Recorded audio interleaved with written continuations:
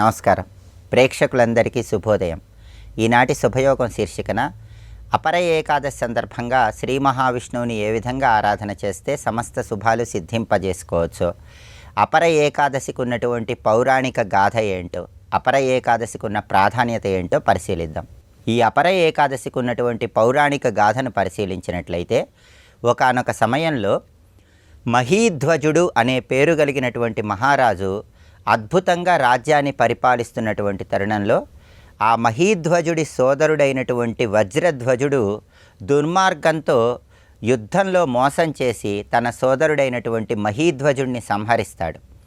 అలా తన సోదరుడి చేత సంహరించబడినటువంటి మహీధ్వజుడు పుణ్యలోకాలకు వెళ్ళలేక సూక్ష్మ రూపంలో సంచరిస్తూ ఉంటాడు. అలా సూక్ష్మ రూపంలో సంచరిస్తూ ఒక మహర్షి తపస్సు చేసుకుంటున్నటువంటి చెట్టు దగ్గరకు వస్తాడు. ఆ చెట్టు మీద సూక్ష్మ రూపంలో ఉన్నటువంటి మహీధ్వజుడిని చూసిన మహర్షి జాలితో తనకి ఉన్నత లోకాలు సంప్రాప్తింపజేయాలనే ఉద్దేశంలో బహుళపక్షంలో వచ్చే ఏకాదశి నాడు శ్రీ మహావిష్ణువుకు సంబంధించినటువంటి ఏకాదశి వ్రతాన్ని ఆచరించమని చెప్తాడు. అలా సూక్ష్మ రూపంలో ఉన్నటువంటి ఆ మహీధ్వజుడు బహుళ ఏకాదశి నాడు శ్రీ మహావిష్ణువు నామాన్ని మనస్సులో స్మరించుకుంటూ శ్రీ మహావిష్ణువునే ధ్యానిస్తూ ఉండటం వల్ల ఉన్నత లోకాలకు చేరగలిగాడని పౌరాణిక గాథలు తెలియజేస్తున్నాయి. అంటే జన్మాంతర దోషాలు పాపాలు అన్నీ పోగొట్టి సద్గతులను కలిగింపజేసే ఏకాదశి అపర ఏకాదశి. కాబట్టి అపర ఏకాదశి సందర్భంగా విష్ణు నామస్మరణ చేసిన, విష్ణు స్తోత్రపారాయణ చేసిన, ఏకాదశి వ్రతాన్ని ఆచరించిన ఈ జన్మలో చేసిన పాపాలు మాత్రమే కాకుండా జన్మాంతరాలలో చేసిన పాపాలన్నీ తొలగింపజేసుకొని శరీరాన్ని విడిచిపెట్టిన తర్వాత ఉన్నత లోకాలకు చేరవచ్చు. అది అపర ఏకాదశికి ఉన్నటువంటి ప్రాధాన్యతగా పౌరాణిక గ్రంథాలు తెలియజేస్తున్నాయి. అపర ఏకాదశి సందర్భంగా లక్ష్మీనారాయణుల విగ్రహాలు గృహంలో ఉన్నట్లయితే ఆ విగ్రహాలకు గంగాజలంతో అభిషేకం చేయాలి. విగ్రహాలు గృహంలో లేని వాళ్ళు లక్ష్మీనారాయణుల చిత్రపటానికి పసుపచ్చటి చామంతి పూలతో, మల్లెపూలతో, తులసి దళాలతో పూజ చేయాలి. పూజ చేసే సమయంలో ఓం నమో నారాయణాయ, ఓం నమో భగవతే వాసుదేవాయ ఈ 2 మంత్రాలు పఠిస్తూ పూజ చేయాలి. పూజ చేసిన తర్వాత లక్ష్మీనారాయణులకు చక్కెర పొంగలి నైవేద్యంగా సమర్పించాలి. ఇలా చేస్తే విష్ణుమూర్తి సంపూర్ణమైన అనుగ్రహానికి ప్రతి ఒక్కరూ సులభంగా పాత్రులు కావచ్చు. అలాగే కొన్ని ప్రత్యేకమైన దానాలు ఇచ్చుకుంటే కూడా సమస్త శుభాలు కలుగుతాయి. అపర ఏకాదశి సందర్భంగా పేదవారికి దానం చేస్తే అద్భుత ఫలితాలు చేకూరతాయి. పేదవారికి ప్రత్యేకంగా అన్నదానం కానీ, వస్త్రదానం కానీ చేయటం ద్వారా జాతక దోషాల తీవ్రతను తగ్గింపజేసుకోవచ్చు. ఆగామి సంచిత ప్రారబ్ధ కర్మ ఫలితాల తీవ్రతను తగ్గింపజేసుకోవచ్చు. అపర ఏకాదశి సందర్భంగా ఎవరైతే పేదలకు అన్నదానం, వస్త్రదానం చేస్తారో వాళ్ళు అనేక గోవులను దానం చేసిన ఫలితం కలుగుతుందని కూడా ప్రామాణిక గ్రంథాలు తెలియజేస్తున్నాయి. విష్ణు సహస్రనామ స్తోత్రం కానీ, విష్ణు పంజర స్తోత్రం కానీ పఠించినా లేదా శ్రవణం చేసినా విశేషమైన శుభ ఫలితాలు సిద్ధింపజేసుకోవచ్చు. అపర ఏకాదశి సందర్భంగా ఈ విధి విధానాలు పాటించండి. శ్రీ మహావిష్ణువు అనుగ్రహం కోసం ఉపవాసం ఉండండి. మర్నాడు ద్వాదశి రోజు ఎవరికైనా భోజనం పెట్టి ఆ తర్వాత ఆహారం స్వీకరించండి. ఇలా ఏకాదశి వ్రతాన్ని ఆచరించడం ద్వారా కూడా విష్ణుమూర్తి సంపూర్ణమైన అనుగ్రహానికి పాత్రులై సమస్త శుభాలను సిద్ధింపజేసుకోవచ్చు. రేపటి శుభయోగం శీర్షికన శని త్రయోదశి ప్రదోష వ్రతం సందర్భంగా ఎలాంటి విధి విధానాలు పాటించాలో, తద్వారా ఎలాంటి ప్రయోజనాలు సిద్ధింపజేసుకోవచ్చో పరిశీలిద్దాం. నమస్కారం.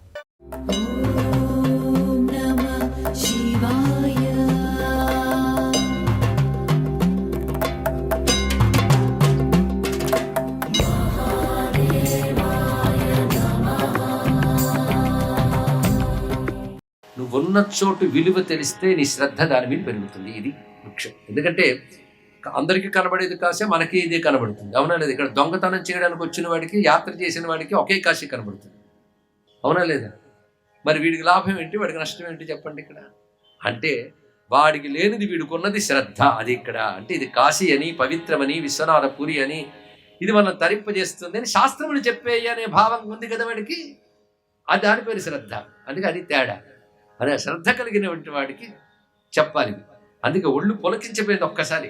ఆనందం అంటున్నాడు, నిజంగా నువ్వు నాకు వరం ఏదైనా ఇస్తానంటే నువ్వు కాశీ మహిమ గురించి చెప్పవయ్యా, అదే వరం నాకు కాదు.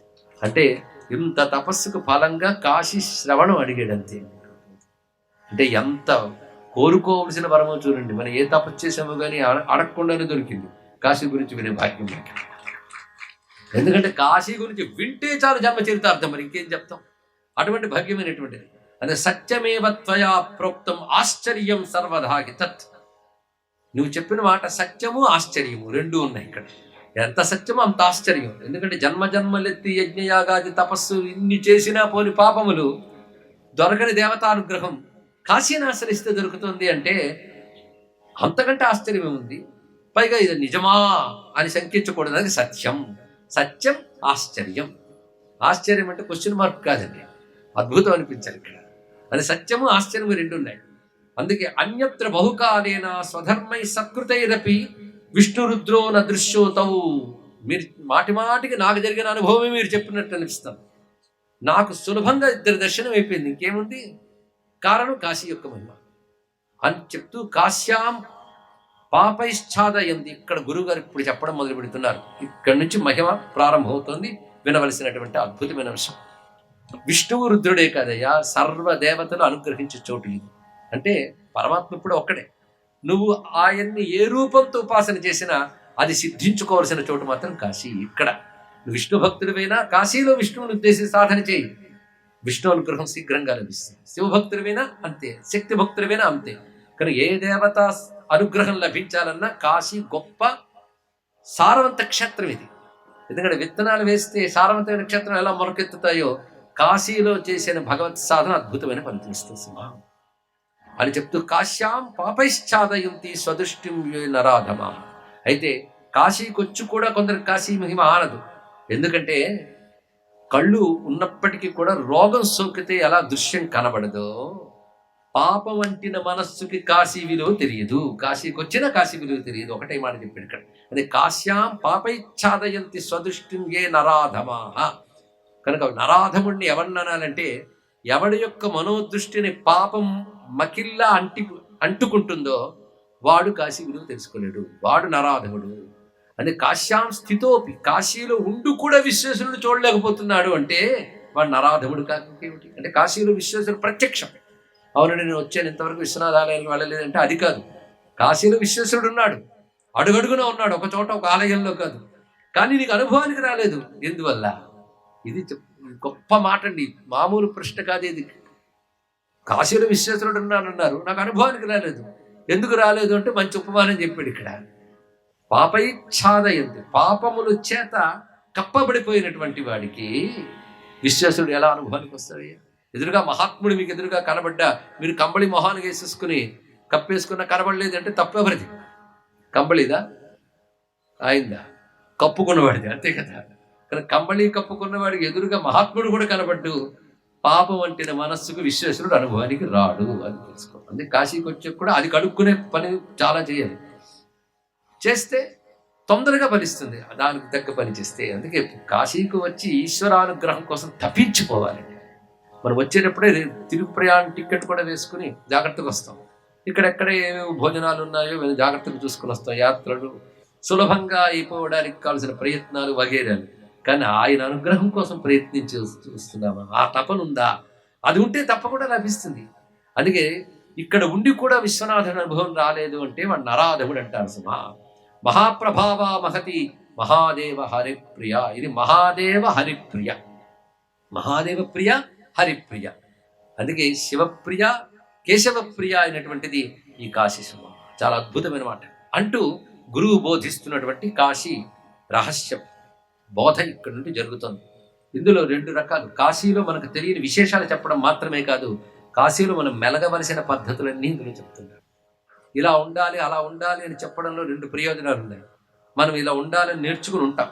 రెండవది వింటున్నంతసేపు అలా ఉంటున్న ఫీలింగ్ ఉంటుంది, అవునా లేదండి? అదొక సాధన, అదొక విశేషమే. కాశీలో గంగా స్నానం చేయాలి పొద్దున్నే అంటే అప్పుడు పొద్దెక్కినట్టు మనం గంగలో స్నానం చేసినట్టు ఒక అనుభూతి వస్తుందా లేదా? అది కూడా ఒక సాధనే అన్నాడు. అందుకే శ్రవణం అన్నదే అది దీనికంటూ గొప్ప సాధన అండి.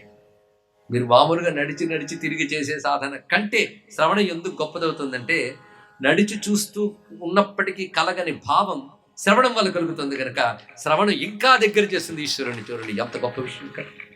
అదే కాశీలో శ్రవణాన్ని మించిన సాధన లేదు. అదే ఎన్ని యజ్ఞయాగాది క్రతువులు చేసుకున్నా శ్రవణ యజ్ఞం జరగాలండి. లేకపోతే శౌనకాది మహర్షులు నైమిషారణ్యంలో అన్ని యజ్ఞాలు చేస్తున్నా సూత పౌరాణికుడు రాగానే మఠం వేసి కూర్చున్నారు అక్కడ. ఎందుకంటే ఆ యజ్ఞం అంతా ఒక ఎత్తు, నువ్వు చెప్పే యజ్ఞం ఒక ఎత్తు. నువ్వు కానీ చెప్పింది వినకపోతే చేస్తున్న దాని విలువ తెలియదు కదా. చేస్తున్న దాని విలువ తెలియడానికి వినాలి. వినడం వల్ల చేస్తున్నవి తొందరగా ఫలిస్తాయి రెండు. ఎందుకు శ్రద్ధ పెరుగుతుంది కదా. అందుకే అన్ని ఎందుకు వినాలంటే శ్రద్ధ బలపడడం కోసం. ఎందుకంటే నీకు భగవంతుడి నుంచి మరిపించడానికి కావలసినంత ప్రపంచం ఉంది. భగవంతుడిని గుర్తు చేసే ప్రపంచం చాలా తక్కువ, తెలుసుకో. ఆ గుర్తు చేసే ప్రపంచం పేరే శ్రవణం. ఆ గుర్తు చేసేవాడి పేరు గురువు. ఇది తెలుసుకోవాల్సింది. కనుక భగవంతుడిని గుర్తు చేసేవాడు గురువు. మాటి మాటికి గుర్తు చేసేవాడు గురువు. ఎంత గుర్తు చేయాలంటే నీకు మరపులోకి వెళ్ళనివ్వకుండా ఉన్నంత గుర్తు చేయాలి ఇక్కడ అంటూ ఆనందపరచుడు చెప్తున్నాడు ఇక్కడ. ఇది శ్రద్ధగా విన్నవలసిన వాళ్ళ కోసం చెప్తుంది ఇక్కడ. ధన్యోసి వత్స భద్రంతే యస్యతే మతిరిదృశి. కాశీ గురించి చెప్పు అని అడగడం కంటే గొప్ప భక్తి మరొకటి లేదు. అంతకంటే గొప్ప జిజ్ఞాస మరొకటి లేదు. నువ్వేదో బ్రహ్మ జిజ్ఞాసను వినుంటుంటావు, అధాతో బ్రహ్మ జిజ్ఞాస అని. అది ఎంతో కాశీ జిజ్ఞాస కూడా అంతే, ఇందులో సందేహం లేదు. ఎందుకంటే బ్రహ్మం అంటే ఏమిటో కాశీ అంటే అదే, తెలుసుకో. అంతేగాని కాశీ అంటే 2 అక్షరాల పేరు కాదు. బ్రహ్మము, బ్రహ్మం అంటే పరమాత్మ. బ్రహ్మము అనే మాట ఎంత బరువైనదో, ఎంత అర్థవంతమైనదో, ఎంత చైతన్యవంతమైనదో, కాశీ అనే 2 అక్షరాలు కూడా అంత చైతన్యవంతమైనది. ఇది తెలుసుకోన్నాడు. ఈ ఒక్క మాట ఉన్నదండి. ఒక్కటి చాలు వాళ్ళ రాత్రంతా మిమ్మల్ని ఆలోచింపజేయడానికి. ఏది ఆలోచించే యోగం ఉంటే, లేదా ఆలోచించే బుద్ధి ఉంటే ఒక్కటి చాలు. ఏమని చెప్పాడంటే, కాశీ బ్రహ్మేతి విఖ్యాత యద్వివర్తో జగద్భ్రమః అవివర్తంత దేవాహు కాశీతి బ్రహ్మవాదినః. ఇది బ్రహ్మసూత్రంలో మొదటి సూత్రం ఎంత బలమైనదో ఈ శ్లోకం మొత్తం అంత బలమైనది. స్వస్తి.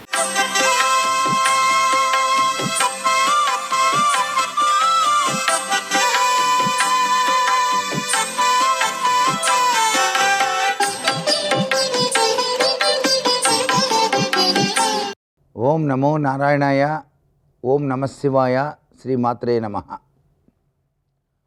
శుక్రవారం నాడు గృహంలో పూజ చేసేటువంటి ప్రతి వాళ్ళు కూడా కొంతమంది లక్ష్మీదేవిని తెల్లటి మల్లెపూలతోనూ తెలుపు రంగు కలిగినటువంటి జాజి పూలతోనూ పూజిస్తారు. మరి కొంతమంది వెండి నాణేలతో అష్టోత్తర శతనామం చక్కగా ఓం ప్రకృత్యే నమః వికృత్యే నమః అంటూ పూజ చేస్తారు. కొంతమంది బంగారపు పుష్పాలు, అవి కూడాను పద్మ పుష్పాలు, పద్మాకృతిలో ఉన్న వెండి లేక బంగారు పుష్పాలతో అష్టోత్తర నామంతో పూజ చేయటం. ఇలా పూజ చేసేవాళ్ళు నిత్యం కూడా పూజ చేసినట్లయితే ప్రతిరోజు కూడా వాటిని నీళ్లు చల్లి ఉపయోగించాలి. అదే అమావాస్య గ్రహణ సమయాల్లో అయితే పరిశుభ్రంగా విగ్రహాలన్నింటినీ కూడా కడిగి పులిగాపు కాసి, అంటే చింతపండుతో తోమి చక్కగా కడిగి విగ్రహాలన్నింటినీ పదిలంగా ఉంచి కుంకుమ బొట్టు పెట్టాలి. గంధం బొట్టు పెట్టి కుంకుమ బొట్టు పెడతారు. ఇలా నిత్యము కూడా పూజ చేసేటువంటి విధి విధాన రీత్యా ఆ ఇంట్లో లక్ష్మీదేవి యొక్క దివ్యమంగళ తత్వంతో పాటుగా ఒక విధమైన దైవీ శక్తి ప్రభావ పుంజాలు ఆ ఇంటి చుట్టూతా కూడా ప్రసరిస్తాయి అని చెప్పేసి శాస్త్రం. అందుచేతనే ఏ ఇంట కానివ్వండి, ఎక్కడైనా సరే ఏ వ్యక్తి నిత్యం కూడాను దైవ పూజలో నిమగ్నమై ఉంటాడో, ప్రతిరోజు కొలదిసేపైన ఆ వ్యక్తి ఉన్నటువంటి చోట ఒక విధమైన దివ్య అరోరా, అంటే దేదీప్యమైన శక్తి పుంజాలు విరాజులుతూ ఉంటాయని శాస్త్రం. పూజలు పునస్కారాలు లేకుండా బద్ధకం, ఎప్పుడూ నిద్రపోవటం, ఏ పని చేయలేకపోవటం, ఇలాంటి బద్ధకపు లక్షణాలు గనక ఉన్న వ్యక్తి, ఎందుకు ఏమిటి అని ఆలోచించని వ్యక్తులు ఒక విధమైనటువంటి బ్లాక్ అరోరాస్, అంటే వాళ్ళల్లో దైవీ శక్తి కన్నా కూడాను జ్యేష్ఠాశక్తి స్వరూపం ఎక్కువగా ఉంటుంది. దరిద్ర దేవతల యొక్క ప్రభావం. మనిషికి దైవీ శక్తి రావాలి అన్నా, దేవతా అనుగ్రహాలు కలగాలన్నా మనం చేసేటువంటి పరిపూర్ణవంతమైనటువంటి ఆచార సంప్రదాయ రీత్యా దాగిన అద్భుతవంతమైనటువంటి దైవీ చింతనా శక్తి ఉన్నప్పుడే కలిగి తీరుతుంది. సర్వే జనా సుఖినో భవంతు.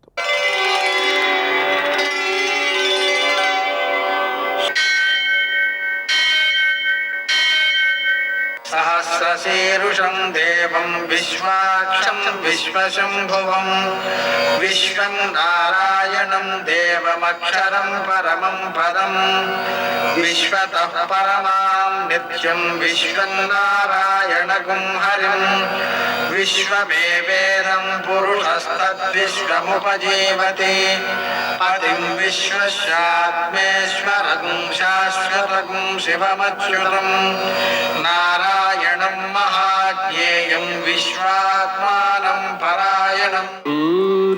శౌర్యమథేందురింద్ర పదవీ సన్మంగళం మంగళం. లక్ష్మీం క్షీరసముద్రరాజతనయాం శ్రీరంగధామేశ్వరీం దాసీభూత సమస్తదేవవనితాం లోకైకదీపాంకురాం శ్రీమన్మందకటాక్షలబ్ధవిభో బ్రహ్మేంద్ర గంగాధరాం త్వాం త్రైలోక్యకుటుంబినీం సరసిజాం వందే ముకుంద ప్రియాం. నేటి కాలమాన విశేషాలను గమనిద్దాం. స్వస్తి శ్రీ చాంద్రమాన విశ్వావసనామ సంవత్సరం ఉత్తరాయణం వసంత ఋతువు వైశాఖమాసం కృష్ణపక్షం శుక్రవారం సూర్యోదయం 5:45 సూర్యాస్తమయం 6:40 తిథి ఏకాదశి రాత్రి 10:25 వరకు. నక్షత్రం ఉత్తరాభాద్ర మధ్యాహ్నం 3:57 వరకు. వర్జం రాత్రి 2:51 నుంచి 4:18 వరకు. దుర్ముహూర్తం ఉదయం 8:20 నుంచి 9:12 వరకు. మరల మధ్యాహ్నం 12:38 నుంచి 1:30 వరకు. అమృతకాలం ఉదయం 11:30 నుంచి మధ్యాహ్నం 12:59 వరకు. రాహుకాలం శుక్రవారం కాబట్టి ఉదయం 10:30 నుంచి 12 వరకు. అష్టకవర్గ రీత్యా శుభప్రదమైన సమయం ఉదయం 11 గంటలకి. నేటి విశేషం శుక్రవారం. అలాగనే ఏకాదశి స్మార్తులకు మాధ్వులకు వైష్ణవులకు కూడా ఇదే ఏకాదశి. ఈ ఏకాదశి నాడు ఉపవాసం ఉండడం చాలా మంచిది. రేపటి రోజున పారణ చేయాలి. ఈరోజు రాత్రి జాగారం చేయాలి. ఉపవాసం అంటే ఏమీ తినకుండా ఉండడం అని కొంతమంది భ్రాంతిలో ఉన్నారండి. కాదండి, తినాలి. అసలు ఏమీ తినకుండా ఉండేటువంటి ఉపవాసం పిల్లలు గలవారు, పిల్లలు కావాలనుకునేవారు కూడా చేయకూడదు. అంటే ఇంకెవరు చేయాలి అంటే సన్యాసులు చేయవచ్చు. నిర్జల ఏకాదశి ఒకటి వస్తుంది. అప్పుడు నీళ్లు కూడా తాగకుండా ఉపవాసం ఉంటారు వారు, మనం కాదు. ఆ కారణంగా ఈ ఏకాదశి ఉపవాసం చేయడం, జాగారం చేయడం విశేషమైన సత్ఫలితాలను అందజేస్తుంది. శుక్రవారం కాబట్టి లక్ష్మీ అష్టోత్తర శతనామ స్తోత్రాన్ని 108 సార్లు, లక్ష్మీ హృదయం 5 సార్లు, కనకధారాస్తవం 3 సార్లు పారాయణ చేసుకోవడం, లక్ష్మీ నారాయణులకు మారేడు దళాలతో అర్చన చేయడం విశేషమైన సత్ఫలితాలను ఇస్తూ సంపదలను వృద్ధి చేస్తుంది. నేటి ఆణిముత్యాలు.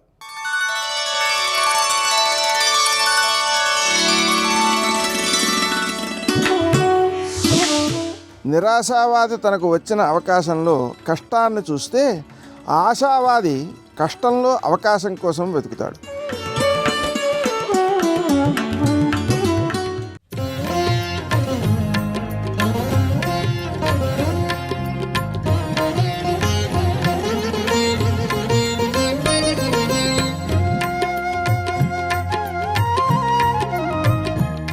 నిలవదోషం ఎన్నాళ్ళున్నా లేనిదేది అంటే ఒక్క బెల్లం మొక్కే.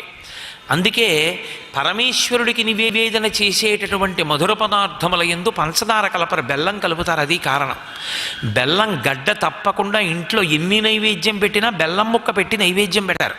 కారణం ఏమిటంటే నిలవదోషం లేని పదార్థం కనుక దాన్ని పరమేశ్వరుడు స్వీకరిస్తాడు అని. బెల్లం ముక్కకి నిలవదోషం లేదు. జీలకర్ర మంగళద్రవ్యం. మంగళద్రవ్యమైన జీలకర్రని బెల్లాన్ని కలిపి నూరితే ధనాత్మకమైన విద్యుత్తు పుడుతుంది. ఈ 2 పదార్థములను కలిపి ముద్ద చేసి సుముహూర్తమునందు ఒకరి మూర్ధన్య స్థానముల మీద ఒకరు ఉంచుకుంటే దాని వలన ఇద్దరి యొక్క అభిప్రాయముల యందు సానుకూలత ఏర్పడుతుంది. ప్రతి చిన్న విషయంలో త్యాగబుద్ధితో ఒకరినొకరు అనువర్తించగలిగినటువంటి స్థితిని పొందుతారు.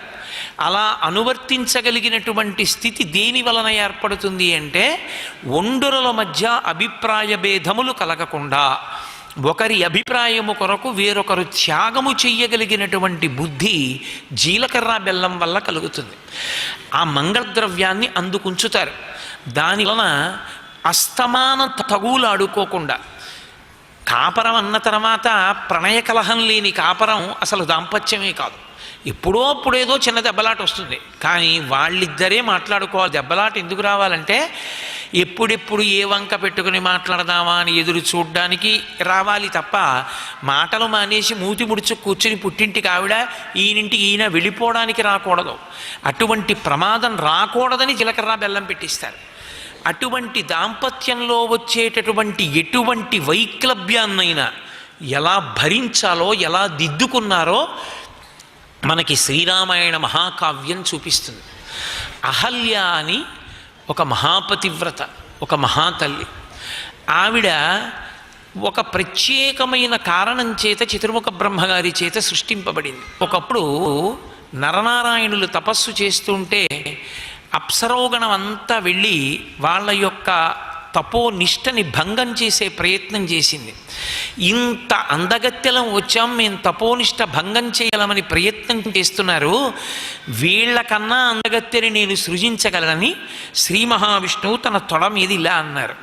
ఆయన యొక్క తొడలోంచి ఒక స్త్రీ ఉద్భవించింది. ఊరువులలోంచి ఉద్భవించింది కాబట్టి ఆమె పేరు ఊర్వశి. ఆమె మహాసౌందర్య రాశి. ఆమె సౌందర్యాన్ని చూసి అందరూ అన్నారు, బ్రహ్మగారి దగ్గరికి వెళ్ళి, నువ్వు ఇంత సృష్టి చేశావు, ఇంత సృష్టిలో ఊర్వశి లాంటి అందగత్తెని సృష్టించలేకపోయావు. అదే శ్రీ మహావిష్ణువు తొడ మీద ఇలా చెయ్యి వేస్తే ఆయన తొడలలోంచి అంత అందగత్తె పుట్టింది, నువ్వు అలా చేయగలిగావా అని అడిగారు. బ్రహ్మగారికి పౌరుషం వచ్చింది. నేను కూడా ఒక అపురూపమైనటువంటి సౌందర్య రాశిని సృష్టి చేస్తానన్నాడు. అంత గొప్ప సౌందర్య రాశిని సృష్టించాడు. ఆమె అహల్య. ఇప్పుడు ఆ అహల్యని పెంచి పెద్ద చేసేవాడు కావాలి. ఇంద్రియములను నిగ్రహించుకొని ఉన్నవాడు, విచలితుడు కానివాడు, ఆ పిల్లని పెంచి పెద్ద చెయ్యగలిగినటువంటి వాడు, అపారమైనటువంటి తపోనిష్ఠా గరిష్ఠుడు ఎవరిని వెతికాడు? గౌతమ మహర్షి. ఆయన్ని పిలిచి పిల్లని అప్పచెప్పాడు. అప్పచెప్పి పిల్లని పెంచి పెద్ద చేయవయ్యా అన్నాడు. ఆ పిల్ల పెరిగి పెద్దదవుతుంటే దేవేంద్రాదులు కూడా ఆమెని మోహించారు. ఎలాగైనా ఆమెని చేపట్టాలి అని కోరుకున్నారు.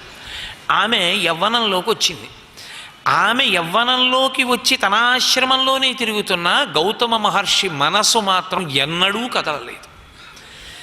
ఈమె యవ్వనంలోకి వచ్చింది, ఇప్పుడు ఈమెకి వివాహం చెయ్యాలి, ఆ కర్తవ్యం ఆమె తండ్రిది. కనుక ఇప్పుడు ఈ అహల్యని తీసుకెళ్ళి చతుర్ముఖ బ్రహ్మగారికి అప్పచెప్పాడు. అప్పచెప్పి ఈమెకి యోగ్యమైన వరుణ్ణి చూసి వివాహం చెయ్యి, ఎందుచేతనంటే ఆమె యవ్వనంలోకి వచ్చింది అని చెప్పాడు. చెప్పి గౌతముడు బయలుదేరబోతుంటే ఉండమన్నాడు బ్రహ్మగారు. ఇంద్రాది దేవతలందరూ వచ్చారు. ఈ పిల్లని మాకి మేము స్వీకరిస్తామన్నారు. ఆ పిల్ల కూడా చూసింది అందరినీ. బ్రహ్మగారు అన్నాడు, బ్రహ్మగారికి తపస్సు అంటే ప్రీతి, యోగ్యమైన వరుణ్ణి నిర్ణయం చేస్తే తప్ప ఈ పిల్లని ఇవ్వకూడదు. ఆయన అన్నాడు, తొందరగా భూప్రదక్షిణం చేసి వస్తారో వాళ్ళకి ఈ పిల్లని ఇస్తానన్నాడు. దేవతలు, ఋషులు అందరూ తమ తమ వాహనాల మీద యోగశక్తితోటి బయలుదేరారు. బయలుదేరి భూప్రదక్షిణానికి వెళ్ళారు. సర్వం శ్రీ ఉమామహేశ్వర పరబ్రహ్మార్పణమస్తు. స్వస్తి.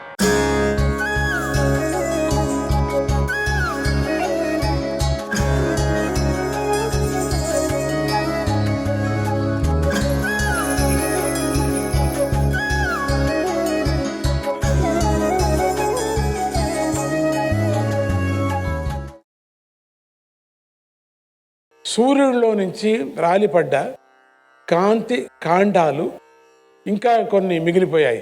ఎన్నో కాండాలు ఉండిపోయాయి. విశ్వకర్మ వాటిని జాగ్రత్తగా పోగు చేశాడు. వాటిలో ఒక బలిష్టమైన చక్రాయుధాన్ని తయారు చేశాడు. అలా చక్రం తయారవుతూ ఉండగానే విష్ణుమూర్తి అక్కడ ప్రత్యక్షమయ్యాడు. ఆయన భావాన్ని గ్రహించినటువంటి వివస్వతుడు విశ్వకర్మ ఆ చక్రాన్ని విష్ణుమూర్తికి కానుక సమర్పించాడు. అందమైన ఆ చక్రము సుదర్శన చక్రం అనే పేరుతో విష్ణుమూర్తి చేతిలో అలంకారమై ఆ తర్వాత జరిగినటువంటి అనేక దేవదానవ సంగ్రమాల్లో అనేక మంది దానవులను సంహరించింది అని తెలుసుకున్నాం కదా మనం. ఆ చక్రం విచారం కొంతవరకు తెలుసు మనకు, ఇంకా ఎన్నో తెలుసుకోవాల్సి ఉంది. ఈ విధంగా తనలో నుంచి రాలిపడినటువంటి కాంతి ఖండాలన్నీ సద్వినియోగం అయినందుకు, తన రూపం ప్రసన్నంతరంగా మారినందుకు సూర్యదేవుడు చాలా సంతోషించాడు. మామగారికి నమస్కరించి అప్పుడు విశ్వకర్మ సూర్యుడికి మరోసారి నమస్కరించి, దేవా ఇప్పుడు నువ్వు నీ భార్యను అనుగ్రహించు అని విన్నవించాడు.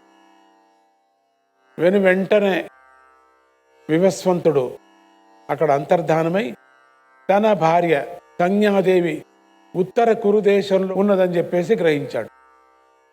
ఒక మగగుర్ర రూపం ధరించాడు, ఆమె ఎదుట ప్రత్యక్షమయ్యాడు. అప్పుడు ఆ దంపతులకు మానసికంగానే కంటితో చూపులతోనే కావాలా మగపిల్లలు పుట్టారు. తల్లిదండ్రులు అశ్వరూపంలో ఉండగా జన్మించారు గనుక వారికి అశ్విని దేవతలు అనే పేరు వచ్చింది. అశ్విని దేవతలు ఎట్లా పుట్టారు అనటానికి వారి అసలు పేర్లు నాసత్యుడు, దస్రుడు, వీరే దేవతల వైద్యులు. అప్పుడు సూర్యుడు, సంజ్ఞ ఇద్దరూ తమ గుర్రపు రూపాలను వదిలిపెట్టి అసలు రూపాలలోకి వచ్చేశారు. సూర్యుడి యొక్క ప్రసన్న శీతల స్వరూపాన్ని చూసి సంజ్ఞాదేవి చాలా సంతోషించింది. భర్తతో కలిసి స్వగృహానికి వెళ్ళిపోయింది. ఆ తరువాత యముడు తండ్రి చెప్పిన శాప పరిహార ప్రక్రియ ద్వారా సవతి తల్లి శాపాన్నించి విముక్తుడై ప్రజలను ధర్మబద్ధంగా పాలించాడు. అందువల్ల ఆయనకు యమధర్మరాజు అనేటువంటి పేరు ప్రసిద్ధి వచ్చింది. పితృలోకాధిపత్యము, దక్షిణ దిక్పాలక ఆధిపత్యము కూడా యముడికి దక్కాయి. సంజ్ఞాదేవి పుత్రుడైనటువంటి వైవస్వతుడు, ఛాయాదేవి పుత్రుడైనటువంటి సావర్ణి, వీరిద్దరూ కాలక్రమంలో మనువులయ్యారు. ఛాయాదేవి రెండవ కుమారుడైనటువంటి శనైశ్వరుడు నవగ్రహాలలో ఒక గ్రహం అయ్యాడు.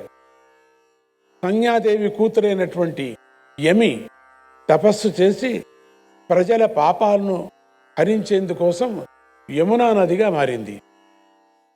ఓ జనమేజయ మహారాజా, ఈ విధంగా సూర్యవంశ ప్రారంభ చరిత్రను, ఇద్దరు మనువుల జన్మ వృత్తాంతాన్ని తెలుసుకొని ఎవరు భావన చేసినటువంటి వాళ్ళు, ఎవరు వింటున్నారో, ఎవరు చదువుతున్నారో అన్ని రకాల ఆపదల నుంచి విముక్తి పొందుతారు ఈ చరిత్ర విన్నవాళ్లకు.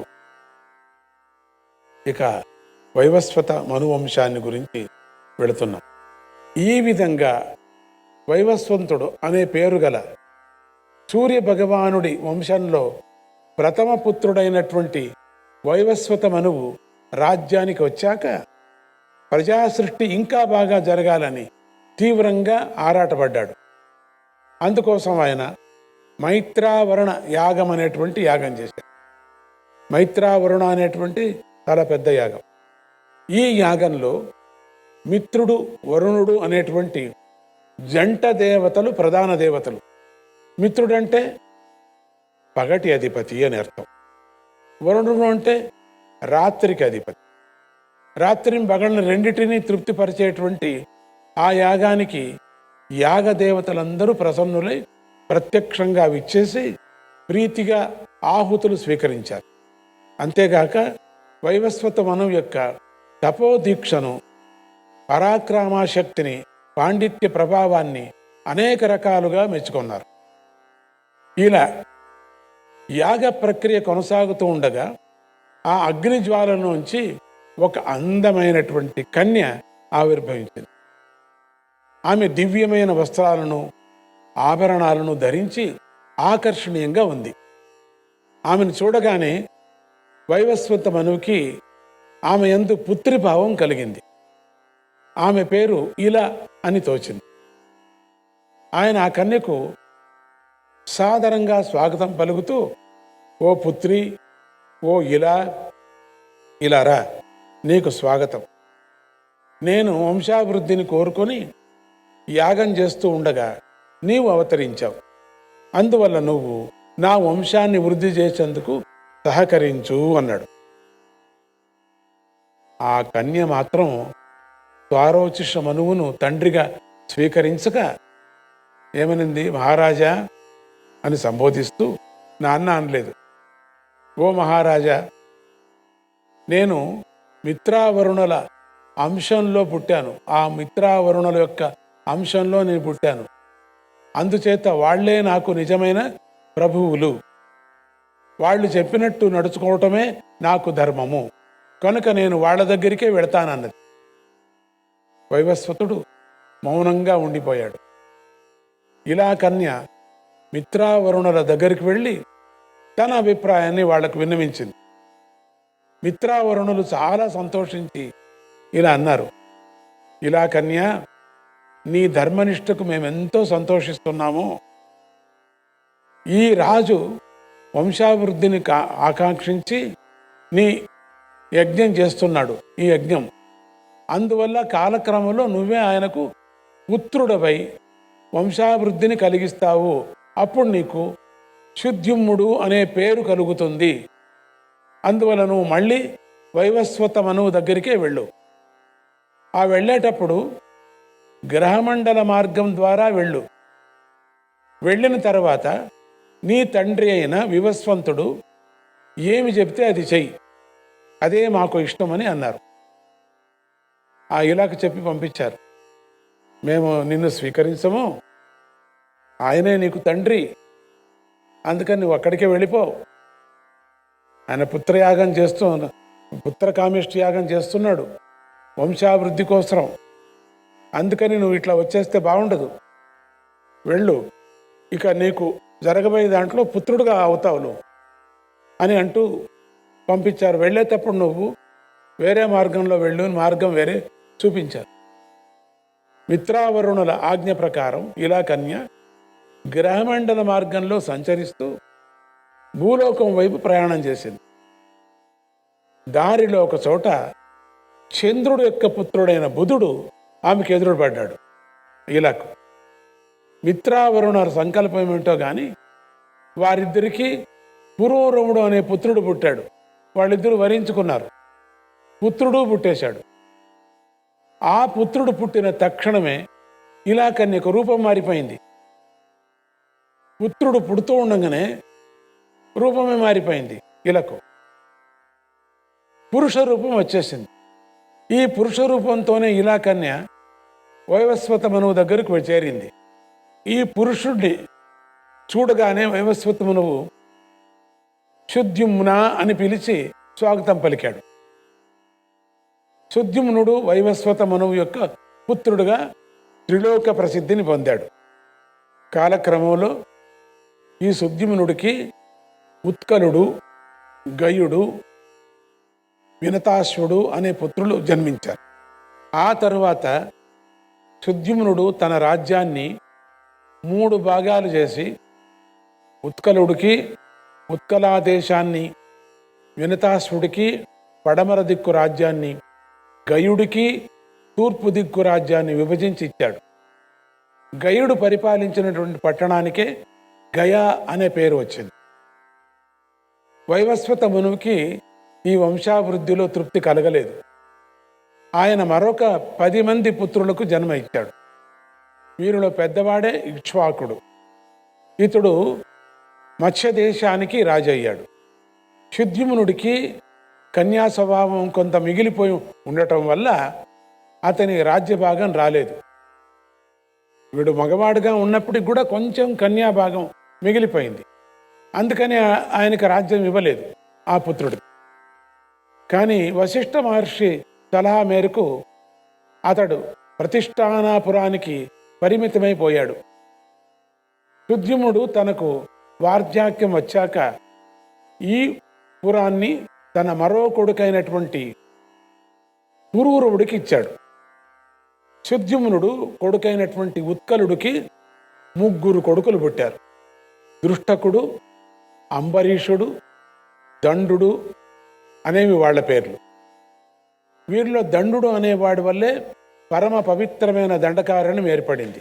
దండకారణ్యం ఏర్పడటానికి కారణం ఇది. ఎన్ని విచారాలు వస్తున్నాయి చూడండి దీంట్లో. మహాభారతం అనక అవి చాలామంది విన్నారు, అక్కడక్కడ ఈ పేర్లు వచ్చిపోయాయి అంతే. వీళ్ళు ఎవరి నుంచి పుట్టారు, ఎట్లా పుట్టారు, ఏం చేశారు, వీళ్ళ యొక్క అడ్రస్ ఏమిటి, ఈ హరివంశంలో తెలుస్తుంది మనకు. అందుకని అత్యంత ముఖ్యమైనటువంటి హరివంశం ఇది, మనం వినాల. అక్కడ కొన్ని మహాభారతంలో విన్నాం, నారాయణ నారాయణ నారాయణ హరే కృష్ణ.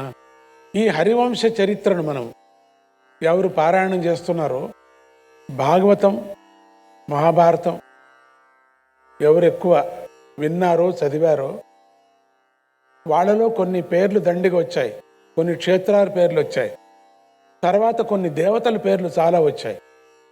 అట్లా మధ్యలో వచ్చి అట్లా వెళ్ళారు అంతే. కానీ వాళ్ళదే చాలా వరకు ముఖ్యమైన పాత్రలు కొన్ని ఉన్నాయి, కానీ అక్కడ వివరణ చేయలేదు వాళ్ళు. వ్యాస భగవానుడు ఎందుకు అక్కడ వివరణ ఇక్కడ చేశారు పూర్తిగా. వాళ్ళని వదలకూడదని చెప్పేసి వాళ్ళ వంశము కూడా మనకు తెలియటట్టు చేశారు మహానుభావుడు. మహావిష్ణువే కదా, తెలియాలి కదా మనకు. వంశ వృక్షం తెలిస్తే కదా మనకు మంచిది. ఈ దేవతల వంశ వృక్షం మనకు తెలియాల.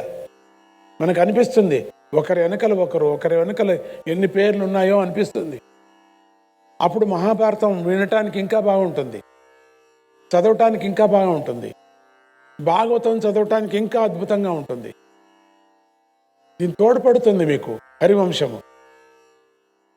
రఘువంశము, హరివంశం అనేది అంత ఉన్నాయి, ఇంకా తోడ్పడతాయి ఇవి. ఇవి చాలా అద్భుతమైనటువంటి అన్ని విచారాలు బాగా తెలుస్తాయి. కొన్ని క్షేత్రాలు విచారాలు తెలుస్తాయి మనకు, లేకపోతే తెలియవు. అంతటితోనే వచ్చి వెళ్ళిపోతున్నారు. కురువురవుడు వచ్చి వెళ్ళిపోతూ ఉంటారు అక్కడక్కడ. గయా అంటే ఏమిటి, వచ్చి వెళ్ళిపోతూ ఉంటారు. ఛాయ ఏమిటి, వచ్చి ఇతర భార్యలు అట్లా ఛాయ పూర్తి కథ తెలియదు అక్కడ మనకు. ఈ విధమైనటువంటి మనకు తెలియాలంటే ఈ హరివంశం పారాయణం చేయాల్సిందే. ఈ వంశంలోనే అనర్తుడనేటువంటి రాజుకి సుకన్య అనే కూతురు పుట్టింది. ఆ తర్వాత కాలంలో ఆమె శవన మహర్షికి భార్య అయి త్రిలోక ప్రసిద్ధి పొందింది. ఈ కథ మనం విన్నాం, నిజమే. ఇక ఈ అనర్తుడి కొడుకే రేవుడు. ఇతడు బ్రహ్మలోకం దాకా సశరీరంగా ప్రయాణం చేయగల మహాతపశ్శాలి. ఇతనికి కుకుద్మి అనే కొడుకు, రేవతి అనే కూతురు పుట్టారు. లోక ప్రసిద్ధమైన ద్వారకా పట్టణాన్ని నిర్మించింది కూడా ఇతనే. ఒకసారి ఈ రేవుడు తన కూతురైన రేవతిని వెంట పెట్టుకొని సరాసరి బ్రహ్మలోకానికి వెళ్ళాడు. వీళ్ళు వెళ్ళేటప్పటికి అక్కడ ఒక సంగీత కచేరీ జరుగుతోంది. ఈ దైవీకమైనటువంటి సంగీత కచేరీ. ఆ సంగీతం వింటూ తండ్రి కూతుళ్ళిద్దరూ అక్కడ ఒక ముహూర్తం కాలం ఉన్నారయ్యా. అంటే 24 నిమిషాలు ముహూర్తం. వాళ్ళు తిరిగి తమ స్వరాజ్యానికి వచ్చి చేరేసరికి ఇక్కడ యుగాలే మారిపోయాయి. ఈ లోకంలో ద్వారకా నగర రూపురేఖలే ఊహించడానికి వీలు లేనంతగా మారిపోయాయి. ఆ నగరపు అందానికి తండ్రి కూతుళ్ళిద్దరూ సంతోషించారు. కానీ అక్కడ రాజ్య వ్యవస్థ అంతా మారిపోయినట్లు కనిపిస్తుంది. ఏమైందా అని విచారించగా తండ్రి కూతుళ్లకు కొన్ని కొత్త విషయాలు తెలిసాయి. తాము బ్రహ్మలోకంలో ఉన్నది ఒక్క ముహూర్తమే అయినా భూలోకపు లెక్కల్లో అది ఇంచుమించు 3 యుగాలైంది. అంటే ఎన్నో 3 యుగాల్లో 3 మాటలు ద్వారక వచ్చేసింది. అక్కడ 3 మాటలు కృష్ణుడు వచ్చేశాడు. అవతారాలు అయిపోయాయి. యుగానికి ఒకటి కదా, అయిపోతూ ఉంటాయి కదా, యుగాలు మారిపోతున్నాయి కదా. అప్పుడు భూలోకంలో అప్పుడు జరిగేది. ద్వాపర యుగం చివరి భాగానికి వచ్చింది. అప్పుడు బ్రహ్మలోకంలో ఆకలి దప్పులు, ముసలితనము, మరణము అనేవి లేవు. అందుకే స్వర్గానికి వెళ్ళాలా అంటారు. అక్కడ ఏ తాపత్రయం ఉండదు అని. అంత సులభమా? కనుక ఈ శరీరంలో ఉండేటువంటి ఏమీ మార్పు రాలేదు వీళ్ళకి, అట్లే ఉండిపోయారు. ప్రస్తుతం ద్వారకా నగరంలో వృష్టి వంశం వారు రాజ్యం చేస్తున్నారు. శ్రీ మహావిష్ణువు శ్రీకృష్ణుడుగాను, ఆదిశేషుడు బలరాముడుగాను ఈ వంశంలోనే అవతరించి రాజపుత్రులుగా ద్వారకా నగరంలోనే నివాసం చేస్తున్నారు. ఇలాంటి వివరాలు అనేకం సేకరించాక రేవుడు పుత్రికా సమేతంగా భూమి మీదికి దిగి ద్వారకా నగరాధిపతిగా ఉన్నటువంటి వసుదేవుణ్ణి కలుసుకొని తనను తానే పరిచయం చేసుకొని తన కూతురైన రేవతిని బలరాముడికి ఇచ్చి వివాహం చేశాడు. ఆ వివాహం కాగానే రేవుడు తపస్సు కోసమై మేరు పర్వతానికి వెళ్ళిపోయాడు.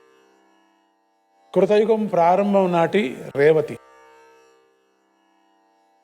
ద్వాపరయుగం నాటి బలరాముడు భార్యాభర్తలే సంతోషంగా జీవించారు.